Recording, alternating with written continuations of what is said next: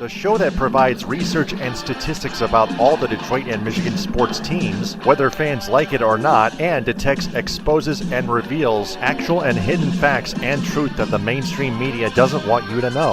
No junk, no entertainment, no homerism, no slappiness, no coddling, no pop culture, no conspiracy theories, no opinions, no shilling, and no fluff. Head over to our website, themichigansportstruthpodcast.com. Follow us on Twitter, Periscope, and Instagram at Michigan_Truth, and like the show's 2 Facebook pages, one of them at Michigan Sports Truth, and the other created by the Stables Network. Go to the Stables Network's website, primetimewiththestablesnetwork.com, like the Stables Network on Facebook, and follow it on Twitter and Periscope at Stables Network, and on Instagram at The Stables Network. The Michigan Sports Truth podcast does not represent or defame any of the teams it covers, nor does it represent or compete against any mainstream media in the state of Michigan. It is also not for entertainment or debating purposes. It only detects, exposes, and reveals honest, actual, and hidden truth, facts, and statistics about them. And it is for every sports fan's own good because the truth is out there. Ed Smith, how are we doing tonight?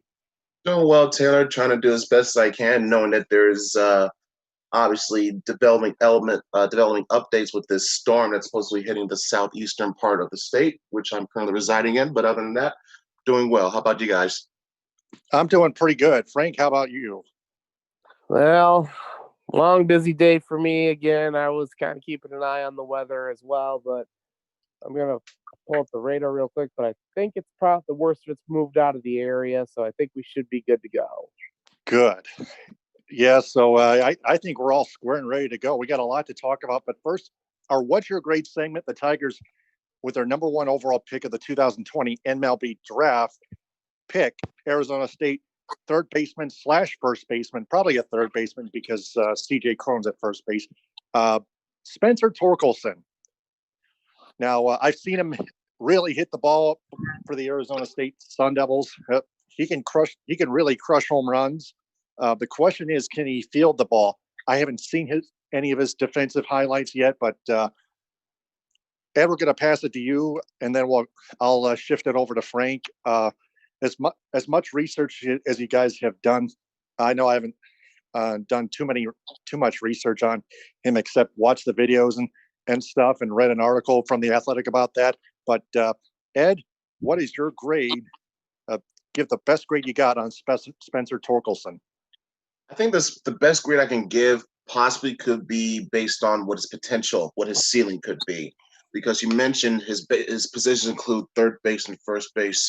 What if possibly this could be seen as potential move down the line from Miguel Cabrera, knowing that his contract's going to be up in a few years anyway. And even if you want to bring back Miggy, no way you're going to be bringing him back at that price. So eventually you want to make that transition to your next first baseman as smooth as possible. So maybe this could be one of those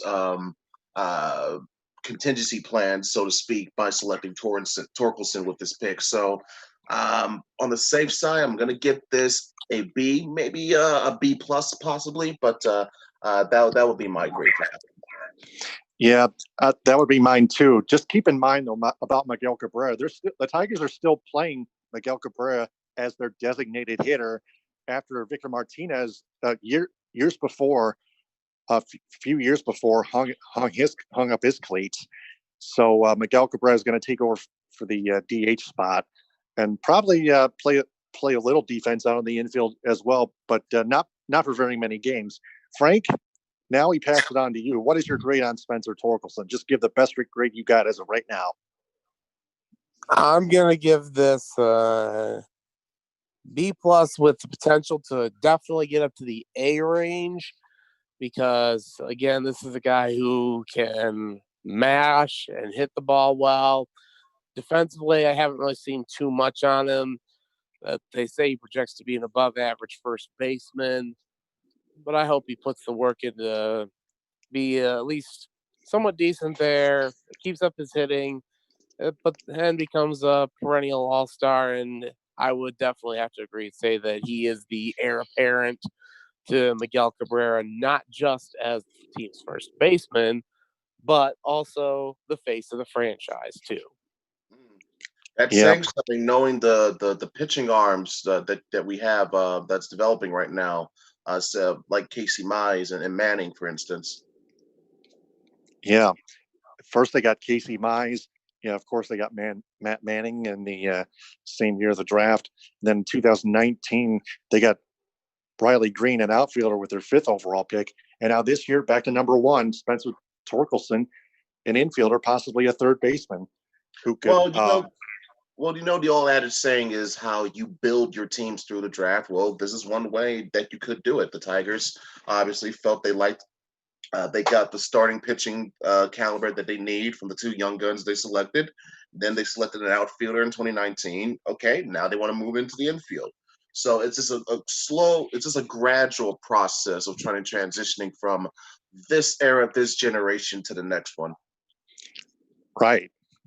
So yeah, they still got Jamer Candelario at third base, but Spencer Torkelson, if he ever makes it up to the majors, he could probably back up Candelario.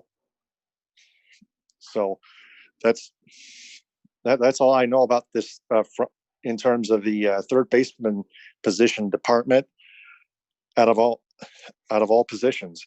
So that's our What's Your Great segment. Fans, if any of you guys have a What's Your Great, have a grade on Spencer Torkelson, just let us know. Leave a comment on Facebook or reply to our Twitter handle at Stables Network and at Michigan_Truth. So let's get to our TMSTP story vault before we get to the Blackwell Dantonio stuff, and we got the coronavirus news too. But we're going to switch things up a bit with our TMSTP story vault. Firsthand, Jeff Moss of the Detroit Sports Rag on November 6, 2016, headlining Chris Ilitch has hired a speechwriter to pen his Mike Ilitch eulogy. A couple weeks ago, when it became clear that current Detroit Tigers and Red Wings owner Chris Ilitch had ordered his general manager Al Avila of the Tigers to slash payroll to further line the family's coffers approaching $6 billion, Moss mentioned that when the austerity program started, Moss would strike back. Well, earlier that week, that teardown began when Moss wrote that article, with the asinine trade of Cameron Maben to the Angels for reliever project Victor Alcantara. So Moss's retribution commences today. And before we get to Chris and the rest of his dysfunctional family, and yes, Chris Ilitch is still dysfunctional with using Little Caesars Arena as a facility for prison cells or jail cells or something like that, which we still think is wrong. We explained it to our audience last week here on these airwaves. Let's discuss the Tigers' trade of their only viable center fielder on the roster. And let's stop this asinine narrative that the Tigers are looking to get younger and leaner. No, they are positioning themselves to be clear or cheaper so that they will have fewer salary commitments when Chris eventually puts the team on the market after his father dies, which he did 3 years ago, I may add. Maven was scheduled to make $9 million in 2017, and considering most sabermetricians will tell you that one win above replacement is conservatively worth $7 million. Maven definitely earned his keep this past season when he posted a Fangraphs WAR, an F WAR for short, of 2.0. Even with all his injury issues, it was a no-brainer baseball-wise to pick the internal options, pick up Maven's option because of Chris Ilitch's insistence on slashing the payroll, we are now left with the internal options of Jacoby Jones, Tyler Collins, and Anthony Gose in center field. They are all bad choices based on various factors. One isn't ready for MLB, another is not a center fielder, and he can't hit for a penny. And the last option is a team cancer who started the season in Detroit, ended it in Double-A. I believe that would be either Tyler Collins or Anthony Gose, probably Anthony Gose, and was considered too toxic for a September call-up. Nobody is going to confuse Maven for Willie Mays, but he had a very good season in 2016, did Maben. And the Tigers were a much better team with him in the lineup. For 1 year at $9 million, Maben was a very good value. In return for Maben, the Tigers received a relief pitcher who lost 3 miles off his fastball in 2016 and who also has monumental control issues. Now, guys, keep in mind, Cameron Maben is back with the Tigers for 2020. If there is a season, and if there's a season in 2021, and Frank will explain it more on the airwaves, just probably like he did last week. But when I'm done, we'll pass it to Ed first. Now, let me continue here. The Tigers are trying to say that he is a quality prospect with a great arm, yet only struck out 6.41 batters per 9 innings last year, while walking 4.62 per 9 innings. This was a salary dump, pure and simple, with the biggest bonus for the Tigers being that they didn't have to spend $1 million to buy out Maben, so they traded him for a poor man's Al Albuquerque instead, which leads Moss to this article where he promised to publish the Ilitch family dirty laundry once this unnecessary purge began. There is absolutely no reason this should be occurring. The Tigers were a couple of tweaks away from contending in 2017, and now we were stuck waiting for the next shoe to drop. If Chris Ilitch doesn't want to own the Tigers, just sell the gosh darn team, or take it on the chin until the old man passes and keep Mike's salary structure in place. For what Moss had been told by his Little Caesars Olympia Entertainment Foxtown spies, Mike Ilitch's condition is extremely grave. Yeah, and Chris Ilitch already has a team at Fox headquarters working on funeral arrangements. Chris has even gone as far to hire someone to write the eulogy he is going to give for his father. And that's the main part of this article, guys. Yes, you read that correctly. Instead of penning his own father's eulogy, he has outsourced that to someone else. Who does that? Moss has been told by several Ilitch family's subordinates that Chris Ilitch is a robot, but we're sure even Dolores Abernethy of Westworld could have written a fine tribute to her dad, Peter. Who hires someone to write their dad's eulogy? At this point, you might be asking yourself how someone who took over his father's empire to be so pathetic that he needed assistance in writing a tribute to the man at his funeral. What other family member was going to take over the Little Caesars empire?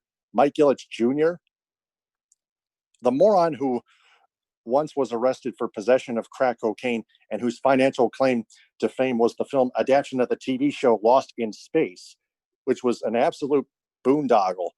Yep, Jr. was a producer for that abomination on the cellar. Anyhow, skipping a little bit ahead. Or how about Ronald Ilitch? Yeah, let's get to him. Well, unfortunately, this Ilitch offspring also had a taste for Nino Brown's product, and he was arrested on cocaine charges in 2014. He had the added bonus of getting caught with a hooker. Nor was this the first time Ron ran afoul of the law. In 2004, he was arraigned and charged with 2 counts of domestic violence. We're sure that there are a lot of qualities Mike Sr. was looking for in an heir to his business empire. Cocaine use, hanging out with prostitutes, and allegedly beating up an ex-girlfriend probably weren't chief among them.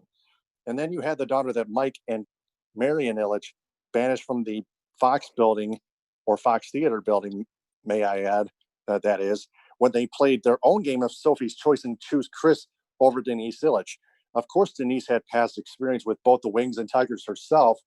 If you want to count allegedly being present at the Detroit Windsor border when former pugilist winger Bob Probert was arrested for cocaine possession. Remember when Bob Probert played for the Red Wings, guys? Before we continue on here.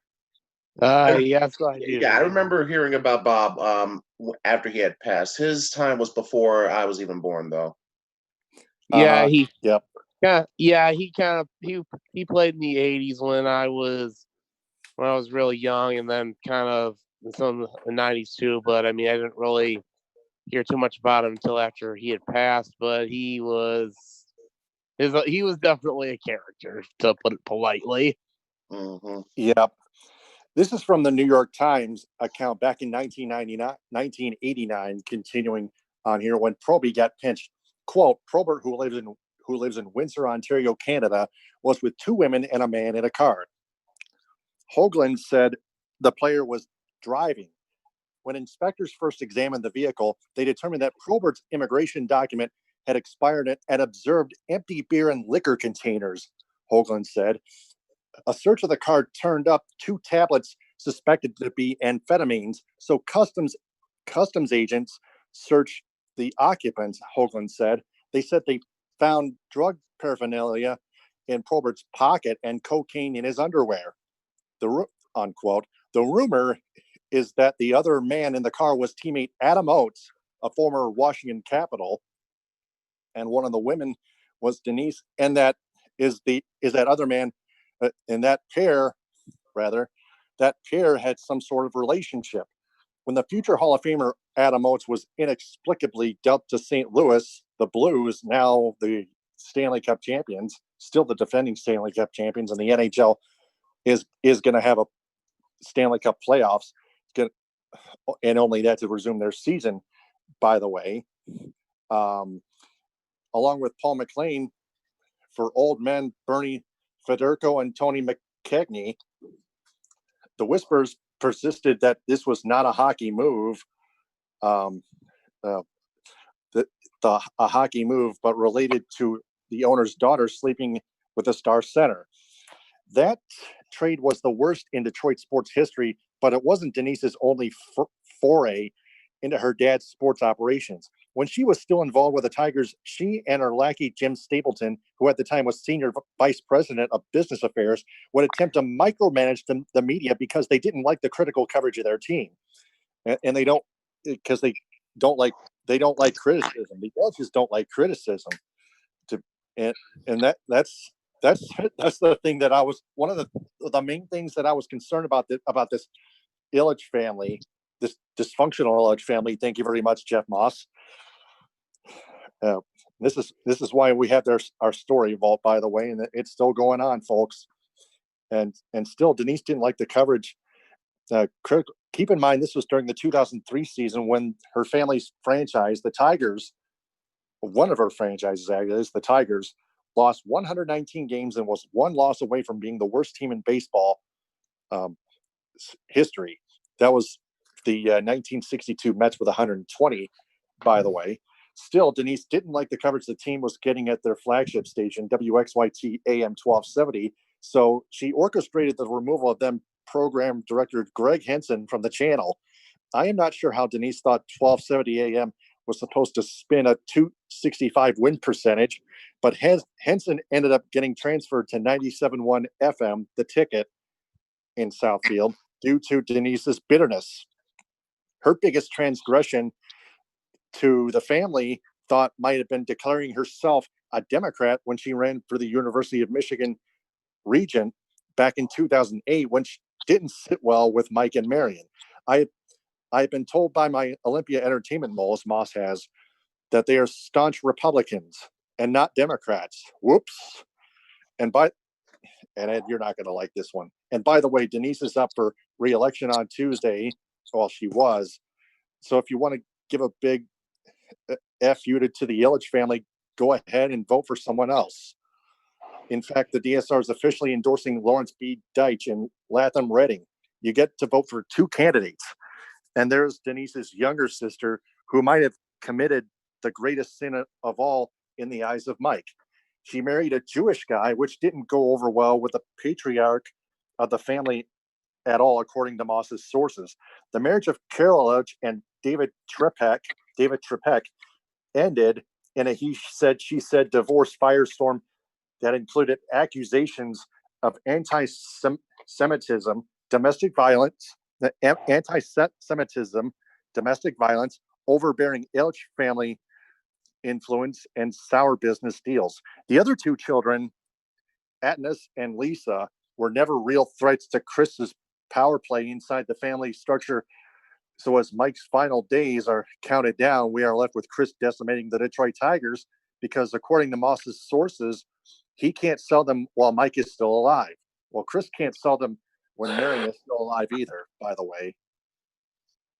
So as we learned from Lynn Henning late of last year, that Lynn Lynn Henning, as long as Marion is still alive, she and Chris control the team. But when she dies, which we'll have to let slide again, then Chris is most likely to sell them. And who is Chris Ilitch? Well, the picture I received, Moss received from subordinates and former employees, is of an insecure, thin-skinned man who can't take a piss without conferring his circle of yes men, who is despised by a majority of his siblings and who has very few friends. Supposedly, only 2 of the sisters even speak to Chris, and that's because of their role with the family business. Not that the family hasn't always been the dossier, hasn't always been a mess, rather. And maybe when Chris Ilitch oversees the trade of Moss's favorite Tiger, JD Martinez, who was traded to the Red Sox, by the way, Moss will unload the dossier, which includes the multiple tips he has received over the years from folks at family weddings. Tell him about Mike Sr. getting ossified drunk in front of strangers and ugly arguments between him and Marion. Or if you have a tip about the Ilitch family you'd like to share, let Moss buy you lunch. Email him at DetroitSportsRag@gmail.com. Maybe you and him can discuss the Wayne State University Mike Ilitch School of Business debacle, or how the family took over $250 million in public funds to build Little Caesars Arena, with a caveat that over 50% of the workers had to live in Detroit, and how they have failed to comply, resulting in a $500,000 fine. Ouch! Maybe. Wow. Yeah. Maybe you and him can bread at Denise Birmingham restaurant, 220 Merrill Road. Meanwhile, Moss is going to stay on Chris Ilitch's ass until he sells the Tigers, because this is the message that Chris is giving fans of the team. Direct from his new center fielder, his old center fielder, that is, not new, but old. An old center fielder with a 2016 Fangraphs WARP of 0.1, Tyler Collins, flipping the fans the bird. Remember that, guys? Oh, God. Just like Joe Nathan's chin flick. That one was not pretty. Tyler Collins was, for lack of a better word, an ass clown. Thankfully, he's gone. Yep. And thankfully, Joe Nathan retired as well. So that evens things up, doesn't it? Just sell the team and write your father's eulogy, you robot. And a note that Frank Vasner passed along to us off the air in our private group chat on Facebook Messenger. Ron Ilitch died in February 2018 of a fentanyl overdose, according to the Associated Press, reported in June. So that's the end of that article. Man, we dug up a lot of dirty laundry in the Ilitch family there, didn't we? So Ed, I'll give you at least 5 minutes, and then we'll pass it on to Frank. He'll have about the same amount of talk time with the Ilitches. Ed, go ahead. Hearing about this story, hearing the details of this story brings to light some things that I had known about and had heard about. Others I had either forgotten or just didn't pay attention to.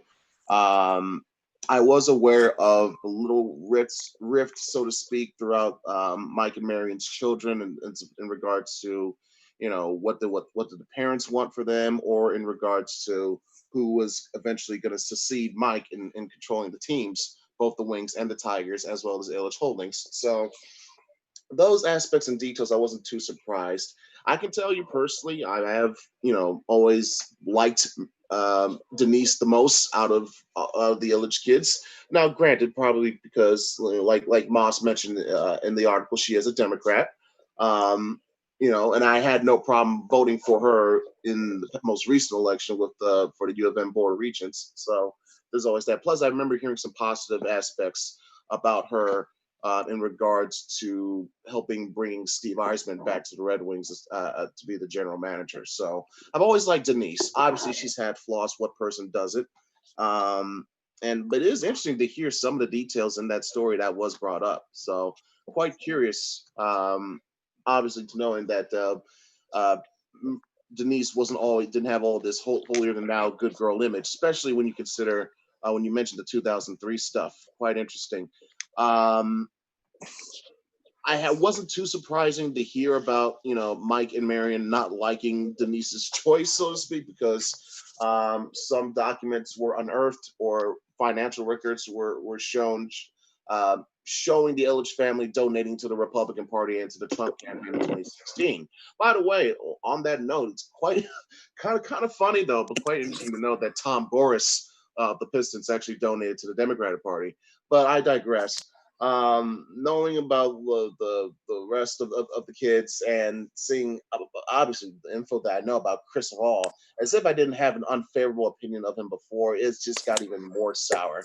Like, for how in the world do you not know in your own heart or in your own mind to come up with something in terms of writing your own father's eulogy? You have to hire a speechwriter to do that. Come on, if that's not a perfect representation of what I think about Chris Ilitch, there it is right there. I've let you guys know this, Taylor. I've let Frank know about this. I've always had my reservations about Chris from the moment he facilitated or orchestrated the Doug Fister trade. You know that was not a Mike Ilitch call. That was a Chris Ilitch production all day, every day. And yeah, even when Mike was alive. Exactly. Mike was still alive when that happened, but granted, he was still going through his cancer battle. But still, he was the guy in charge. Even when he was sick, he still managed to get Prince Fielder here.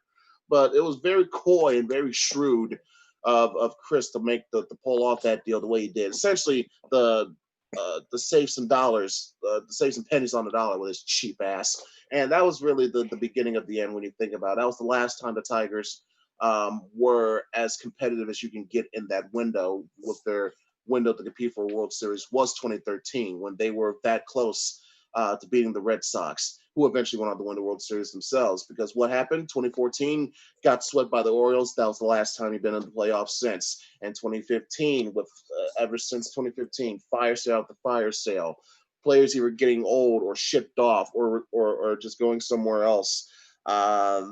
You downgraded, continuously downgrading from Jim Leland to Brad Ausmus to now Ron Gardenhire. You obviously downgraded in general manager from Dave Dombrowski to Al Avila. You obviously downgraded in terms of the guy being in charge of the whole show from Mike to Chris, because Mike, for his flaws, at least showed that he gave a damn about winning and did his absolute best to try and bring a World Series here before he passed. I've not seen any indication that Chris cares or wants to care about fulfilling that promise. Okay, he's more concerned about saving his bottom line. It's clearly obvious. We know about that front. So again, some of the details not surprising. Some of them were new revelations I either did not hear or I hadn't heard in a while. But with any dynastic family that comes into power or tries to maintain a power over generations, stuff like this and stories like this does not surprise me. This is something that you would see on an HBO TV series. So having it here in our own backyard gives us a nice little home size sample of what usually these types of stories and these types of family dramas that you see play out in national media, national stories. So overall, if you didn't like Chris before this article, obviously you weren't going to like him now. And if you had some things about the Ilitch family that you didn't know about, this maybe opened your mind to some interpretations of what you may feel overall. But hearing that Chris was not going to, I knew Chris wasn't going to sell the team when Mike was alive, but knowing that or hearing that he won't sell any of the teams while Marion is still alive, that's not surprising considering the fact that the Lions are still in control of the Ford family, and Bill Sr. has been dead for how many years now? So, when Martha goes, that's when you can begin to count down on the family selling the team, and vice versa with the Ilitches in regards to at least the Tigers, if not both the Tigers and Wings. Yeah, and keep in mind, unlike Chris Ilitch being a robot, Mike Ilitch, before he died, was an actual person. He had a fiery passion with the Red Wings, who won four Stanley Cups in his ownership. None with the Tigers, although he won 2 AL championships. I get it, 2 pennants, but still no World Series championships since 1984, since he bought the team in 1992. And that's just a shame we couldn't win a ring for the Tigers. And now Chris Ilitch just doing absolutely nothing. Frank, follow up. 5+ minutes. Well, I do remember reading this article when it first came out, all those years ago. And I can say at that time, a lot of that stuff that I did hear was really of no surprise, but a lot of it where mostly including the Ilitch children who had drug issues, that kind of surprised me a little bit. But not overly, but just to a degree, because in typical dynastic families, you're gonna have kids who think they're above the law when they really aren't. I just want to know how many times Mike or Marion had to bail Ronnie or Mike Jr. or Denise out of jail for doing something, because apparently they were the ones that had problems. And look, I know Denise Ilitch has tried to at least not be a constant criminal, like, or at least be the most responsible. Yes. Good point. Yeah, so I mean, I will commend her for trying to take some personal responsibility with stuff, and you did say that she is still on the Board of Regents at U of M. I wasn't sure of that much. Last I remembered hearing it was, because I think it's every 4-year term, and I remember trying. Because when the election in 2018 was up, I didn't see her name on the ballot. I did see probably the name that I saw on there was Jordan Acker, and I know I do remember voting for him. Yeah, I like Jordan too. I think the reason why you didn't see Denise's name on that one for 2018 because that was I specifically remember that was in 2016, I believe. Okay. Yeah, so it'll probably be in this election then. Then her name will be on the ballot again. Yeah. Okay.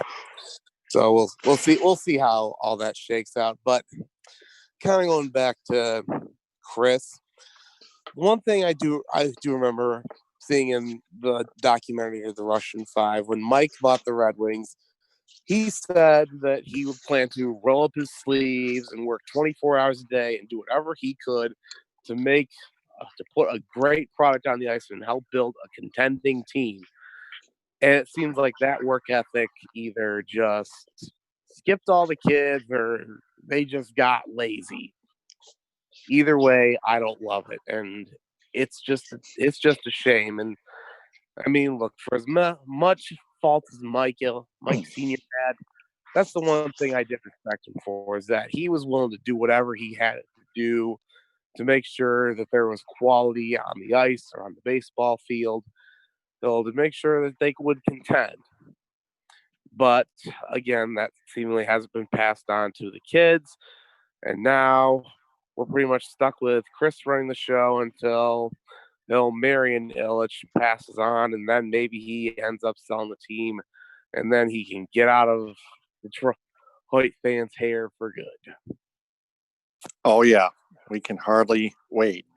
Hopefully, it's not to Dan Gilbert.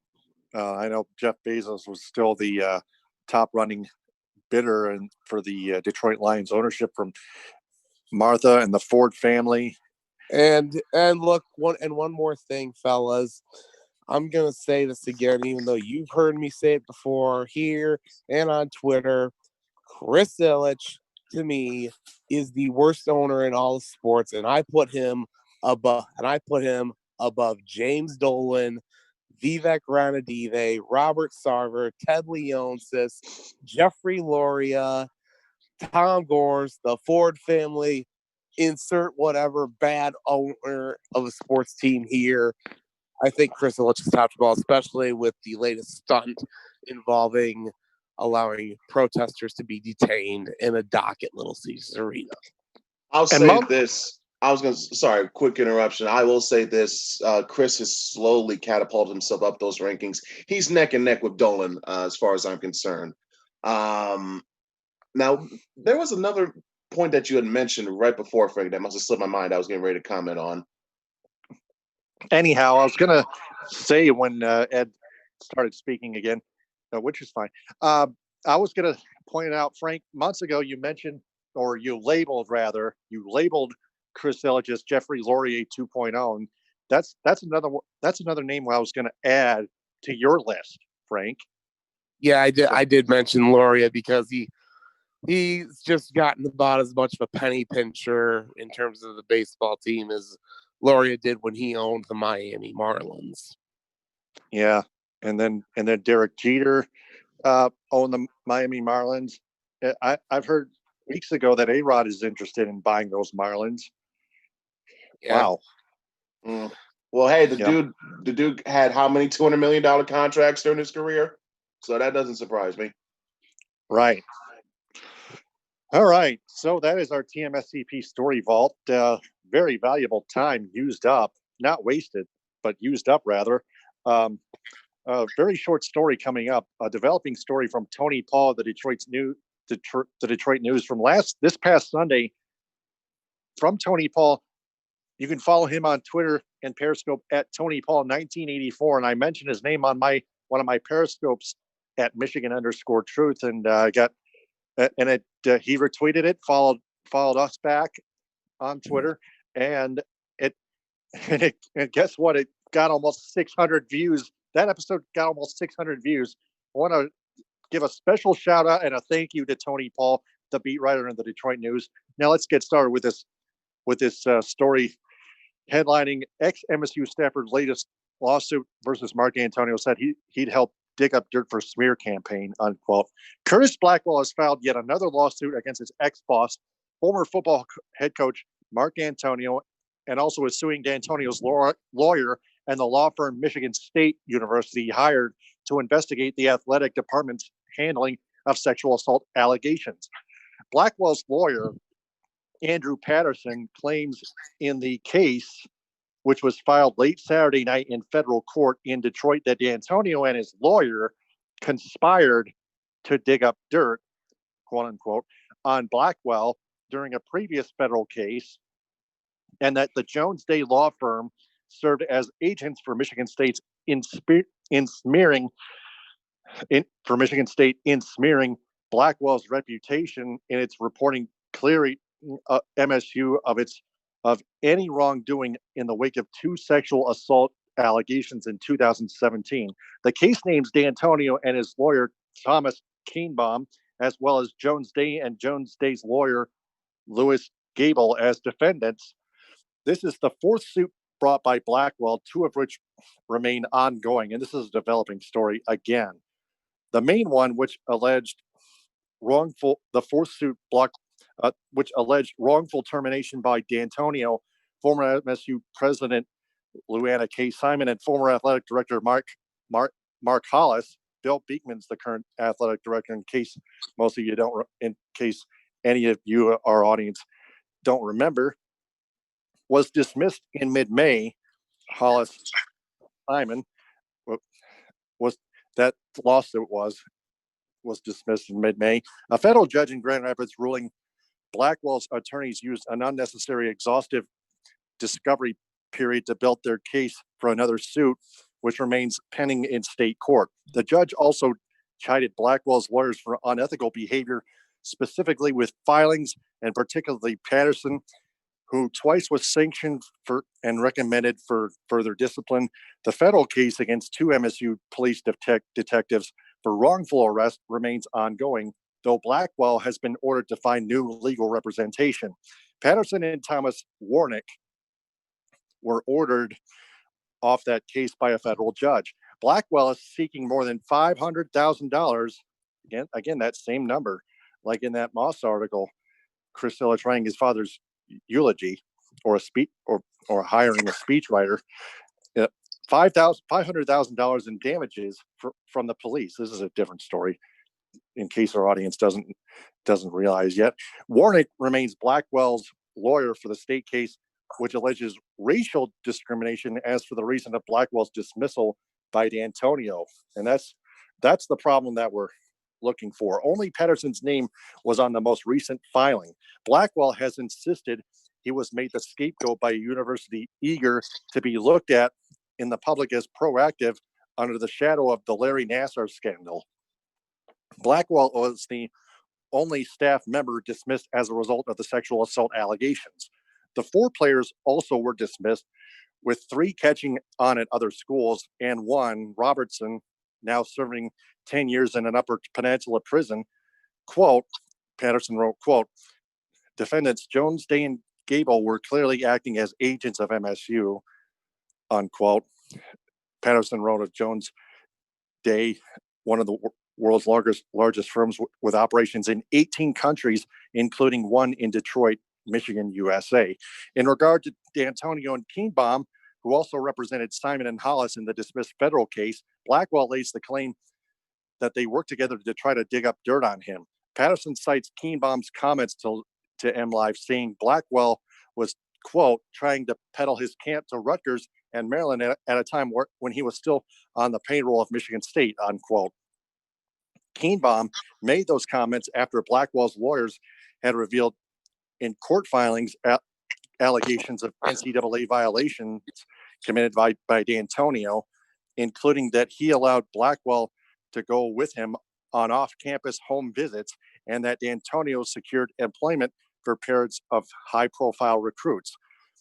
Quote, Patterson wrote again, adding that the damage to his reputation that caused him other college jobs, including, according to the latest filing. Well, Patterson wrote, quote, defendant Keenbaum conspired with defendant Dantonio to retaliate against the plaintiff, unquote.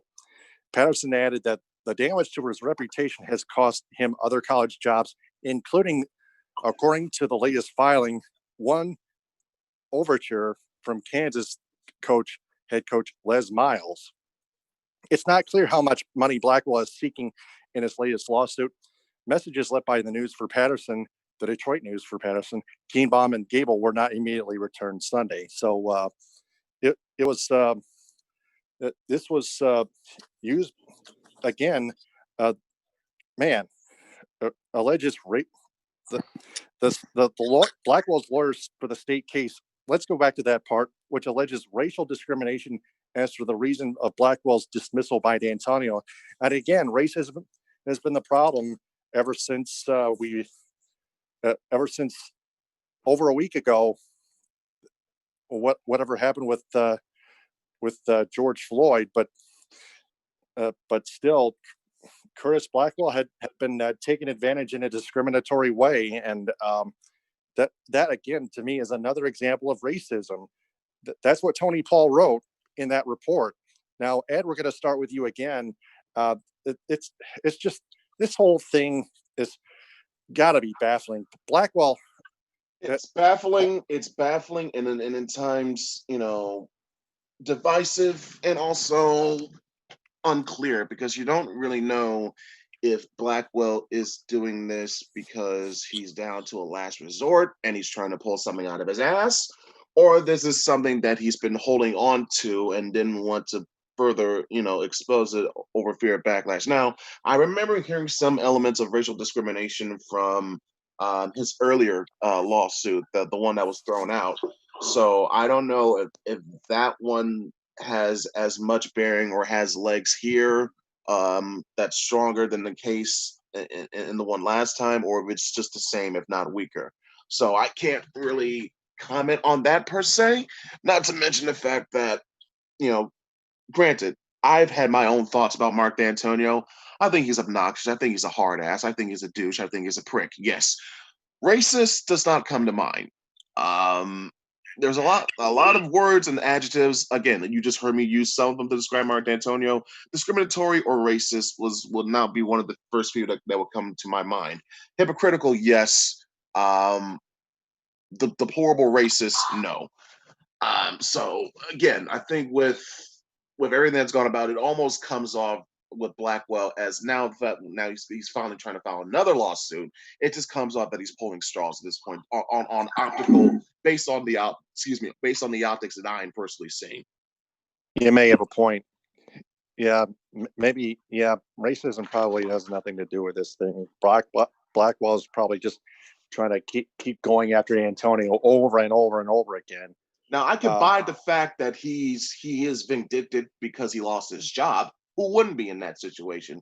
Especially when, in his instance, he was the only one out of that group to suffer any real type of major consequence as a result of what was going on with the allegations at that point. So I could get that he was pissed. I could get he had some retribution on his mind, but you know, and of course with MSU, have it be, by the way, have it be known, I'm not in any way condoning or taking MSU's side for any of the shit they've done.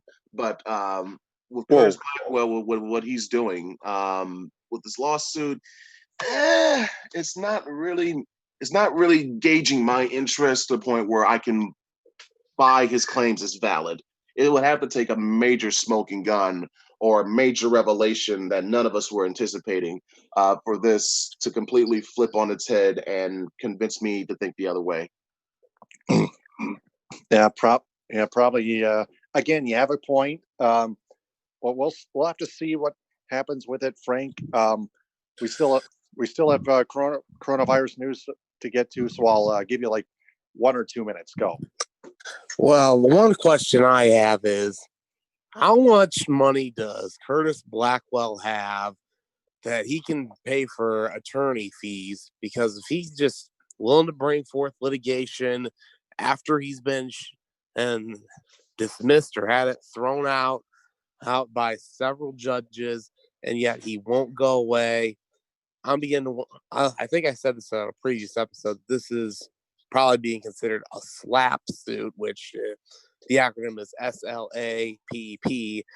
You guys will have to look that up as to what it stands for, but it's pretty much just trying to be a royal pain. And as kind of going back to what Ed said, Mark Dantonio was a lot of things, but I don't think he was a racist. And unless we get some smoking gun that comes out of nowhere, I really think that this is just really all more sizzle than steak. How about this? There's a more better chance of the Tigers winning the World Series next year than some tape coming up of Mark Dantonio using the N-word. I'll buy that for $1. Yep. It's almost 100% true, but we'll still have to see and get the confirmation about this. It's probably going to be dismissed. That lawsuit's probably going to be dismissed again, just like that last one. But still, we'll have to find out. It's still developing. It's still part of our job on our podcast, the Michigan Sports Truth Podcast.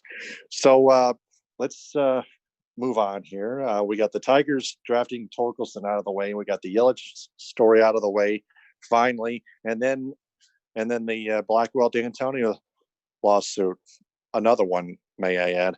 We're gonna have to go rapid fire on this one. We got less than 7 minutes here. To the coronavirus headlines, according to ESPN's Michael Rothstein, Kerryon Johnson, brother of Lions running back Kerryon Johnson, comes back to America after being stuck in Romania for months because of the coronavirus pandemic. So thankfully he's safe back at home and here in America, our country.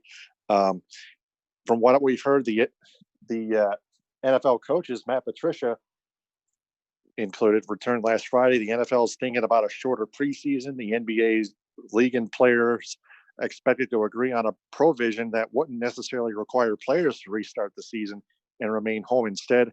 And Major League Baseball, the Players Association, has proposed an 89-game season in the 2020 with a full prorated salary. Also in the NHL, facilities open this past Monday. Players may return to those buildings and participate in individualized training activities, which could include Little Caesars Arena, even though the Red Wings are eliminated with by far the worst record in the league, just 39 lousy points. And the NHL is preparing for phase 2 on Monday, June 8th. That was this past Monday. The Stanley Cup playoffs format, all series are best of 7, plus a reseeding after each round. According to TSN, a return date still pending.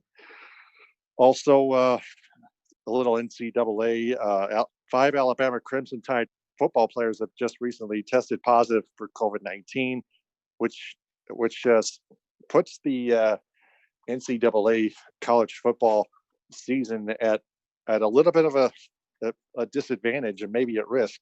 In golf, the PGA tournament in July, the Memorial, the Ohio governor approves the plan to have fans over there. And finally, in boxing, top-ranked boxer Michaela Mayer tested positive and won't fight in Tuesday's top-ranked boxing card. So that's all. That's all the headlines. So Ed and Frank, I'll give you 1 minute each before we get to the closing statement. Ed, 1 minute, go. Yeah, basically my thoughts on that are, with the governor lifting the stay-at-home order, things are slowly, surely getting back into the forefront. For instance, I'm getting my regular hours back at my job. Restaurants are now being allowed to open, albeit with some caveats. Quite funny to hear that mentioned of Little Caesars Arena. Just don't mention that to Chris Ilitch. Yeah, that basically sums up my thoughts on that, pretty much. Right. All right. Well, Frank, I'll give you 1 minute. What are your thoughts? Well, kind of like Ed said, things are getting slowly back to normal with the stay-at-home order lifted in Michigan. And as you mentioned, MLB Players Association proposing an 89 game season with full prorated salaries.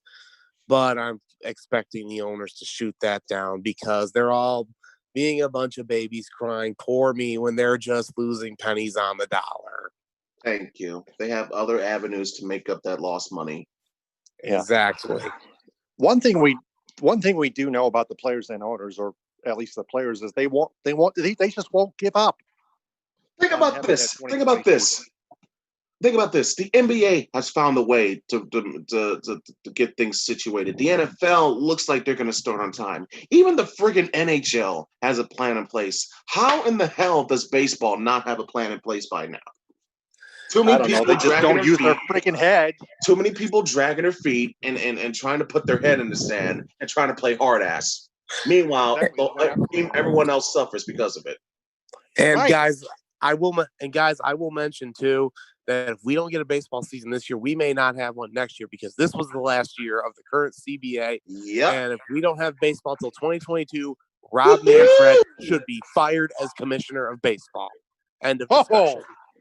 I agree with that. Exactly He has done an absolute crap job in the secession of C-League. No question. He's trying to act like President Donald Trump, being so positive that we'll have an MLB season 100%. Are you kidding me with this? 100%. It's going to be magnificent. Don't worry about it. And considering the Tigers are still rebuilding, even with the players that they signed, Crone, Scope, and Austin Romine and stuff, they're still rebuilding. Don't worry. The Detroit's still doing good on Little Caesars. They're going to do fine. Oh, God. That's what some slaphead fans would say. Get out of here with that crap. All right. So embarrassing. Yeah. We'll only have 30 seconds on the closing statement because we're less than 2 minutes short. Ed, 30 seconds closing statement. Go. My closing statement will be a continuation of what I said last week.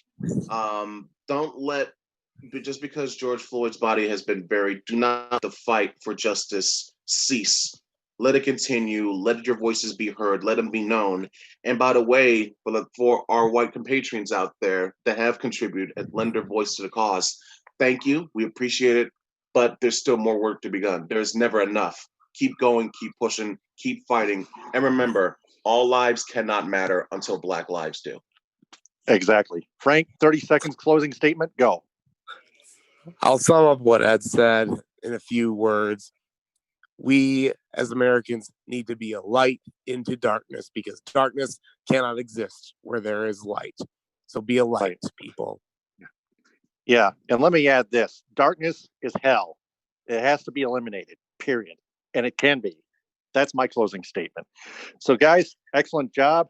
If there's any to the audience, if there's any local, state, or national business that is interested in sponsoring the Michigan Sports Truth podcast on the Stables Network, please contact the network executive producer, Mark Mancini, by email at mancinisports@yahoo.com or our operations producer, Breck Smith, at breck@thestablesnetwork.com.